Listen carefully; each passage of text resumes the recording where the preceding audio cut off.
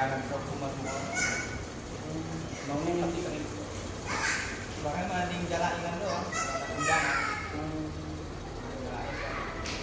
Ngalah itu ngomong. Sedikit di pondok aku. Ini di sini. Genjahan ini. Mobil yang baru. Kan mau nih kena seminggu. Itu kan kena seminggu supaya orang-orang kalau gini-gini gue ilok tak.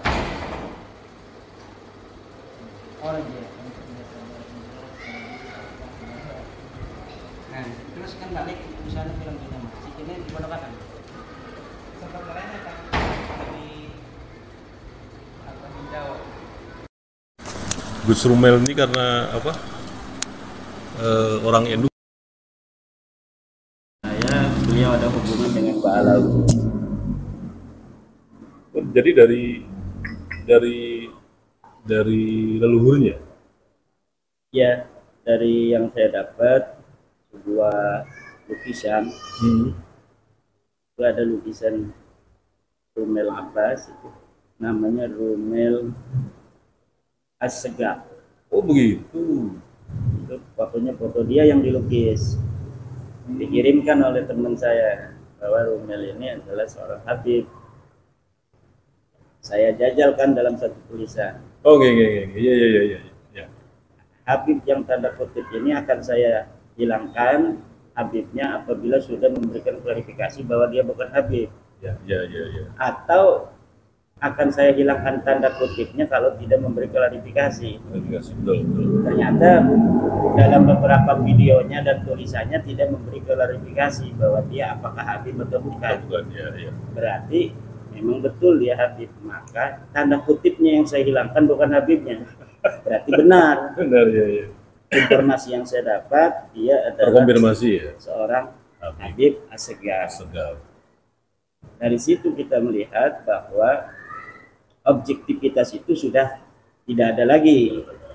Jadi dia sebagai seorang peneliti itu bukan ingin betul-betul mencari kebenaran setelah itu kan, tetapi ingin mempertahankan apa yang selama ini sudah ada, status quo itu. Siap. Oh, pantesan ya. Tapi kenapa si Habib Abbas ini selalu memberikan ini loh, sejarah yang dia sampaikan tentang apa, ketemu si A si B kemudian pakai manuskrip ini, maksudnya gimana Pak Kiai? Enggak, maksudnya dari orang-orang yang selalu memberikan argumen ke Pak Kiai tentang tesis Pak Kiai ini, kok kalau nggak manuskrip mesti sejarah. Artinya sudah ada gitu loh, yang sudah ada mungkin di Cirebon, mungkin di mana ini menjadi rujukan. Iya. Itu apakah memang dia meyakini itu sebagai kebenaran atau hanya memang? Waalaikumsalam. Apa? Sehat. Ngasing sama. Kawinan. Iya. Kamu ya? Iya. Benar. Ya, baik Pak. Salam. Ya, jadi dalam nasab itu kan nasab yang sudah ratusan tahun. Ya. Nasab yang sudah ratusan tahun, bagaimana cara kita untuk mengetahui apakah nasab itu benar atau tidak? Cara mengetahuinya adalah dengan kita mengetahui pertama susunan nasab itu. Namanya amudun nasab. Kita lihat nama-nama dari pengakuan dia sebagai turun Rasul sampai ke Rasulullah. Ya. Setelah kita mengetahui nama-nama ini, untuk meneliti kebenarannya itu kita uji satu persatu berdasarkan kitab-kitab yang sudah ada dicetak dalam setiap masa, setiap kurun, setiap abad. Setelah saya teliti dari mulai nama Nabi Muhammad, punya anak Fatimah, ada keterangannya, dalilnya apa ada. Fatimah punya anak namanya Husain, ada. Husain punya anak namanya Ali Zainal Abidin, ada. Itu ada kitab dan dalilnya? Ada dalam kitabnya masing-masing yang bisa dipertanggungjawabkan secara ilmiah. Ya. Nah, ketika sampai kepada nama Ahmad, nah dari nama Ahmad ini dia wafat 345 Hijriah. Betulkah nama Ahmad ini seperti yang diklaim oleh Ba'alawi? Ya. Punya anak namanya Ubaidillah. Ubaidillah. Ini yang tidak terkonfirmasi di kitab-kitab yang ada pada zaman itu atau kitab-kitab yang dekat zamannya dengan zaman Sejaman lah, itu. Jadi kan kalau kitab sejaman namanya primer. Ya. Kalau kitab yang tidak sejaman tapi paling dekat itu namanya sekunder. Ya. Nah, dari kitab yang sejaman mengenai anak Ahmad bin Isa ada berapa? Tidak ada. Yang primer ya. Yang primer, yang satu zaman betul-betul linier gitu. Nah, tapi ada setelahnya beberapa kitab yang menyatakan sebagian dari anaknya namanya Muhammad. Nah, Dan Ubaidillah dan sebagainya. pertama Muhammad dulu. Ya, sampai abad ke-6 As-Sajarah Al-Mubarakah Ya. itu memutuskan bahwa anaknya cuma 3. Kalau kitab sebelumnya menerangkan sebagian dari anaknya adalah Muhammad, hanya satu yang disebut berarti. Oke. Karena namanya sebagian berarti ada yang lain. Iya, oke. Ya. Siapa yang lain? Dikonfirmasi oleh Sajarah Mubarakah, yang lainnya itu adalah Ali dan Husain. Dan ini Ali dan Husain ini dapat dibuktikan. Ada Ada kitabnya, ada dalilnya. kitab-kitab lain yang menyatakan bahwa Ali mempunyai keturunan. Tapi sejaman tuh, ya? Tetap sejaman. Enggak, setelahnya. Jadi sekarang ini Lebih. sekarang ini di Roy di Irak itu ada yang mengaku keturunan daripada Ali bin Ahmad, ada yang mengaku keturunan Husain bin Ahmad, ada yang mengaku keturunan Muhammad bin Ahmad bin Isa. Nah, Ubaidillah juga ada yang mengaku sekarang bahwa mereka keturunan Ubaidillah bin Ahmad. Tapi dikonfirmasi di kitab-kitab abad sebelum itu, sekarang ya abad-abad yang dekat dengan itu tidak ada. Nah, inilah yang jadi masalah.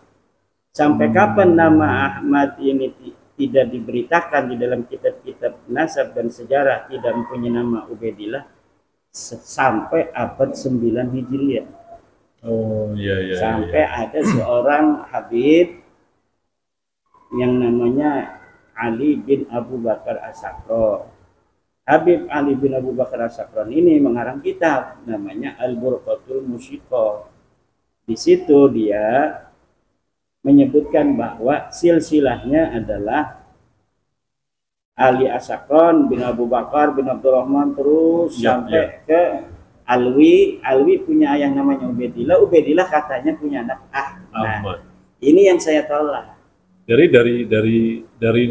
apa namanya interval antara Ubaidillah dan Ahmad ini berarti ya. Interval antara Ahmad punya anak Ubaidillah dengan pertama kali dimunculkan pada abad 9 Hijriah. Itu 551 tahun jaraknya.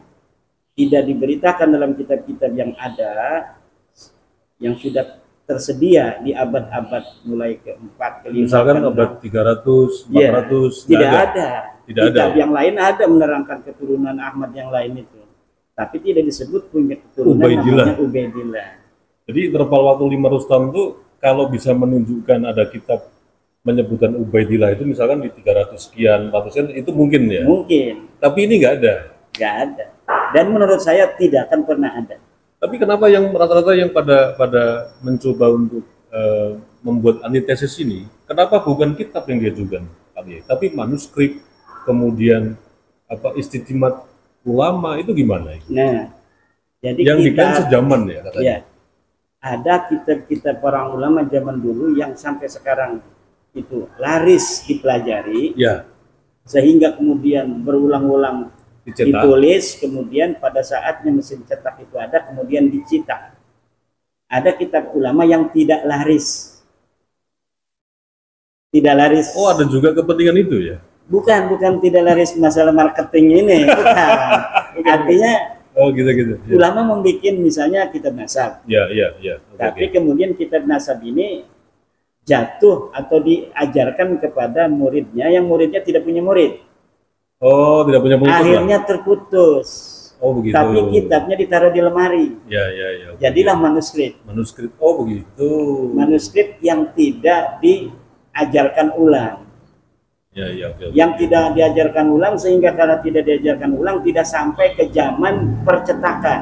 Ya, oke, oke. Ya, Tapi ya. kitabnya ada. Kitabnya ada. Ya, ya, ya. Tapi orang nggak kenal. Ya kan? Nah, ada kitab itu yang laris. Seorang mengarang kitab, kayak Ya, saya pengarang ya, kitab, oke. santri saya hampir 1000. Pasti tahu semua ya. Tentunya kan banyak. Ya, Mereka pasti. megang kitab saya. Yang satu nggak punya murid, tapi yang lainnya punya murid. Ya, ya, ya. Yang satunya nggak punya murid, yang lainnya lagi punya murid. Di-share. Sehingga Ya. kemudian ketika generasi selanjutnya murid saya punya murid, terus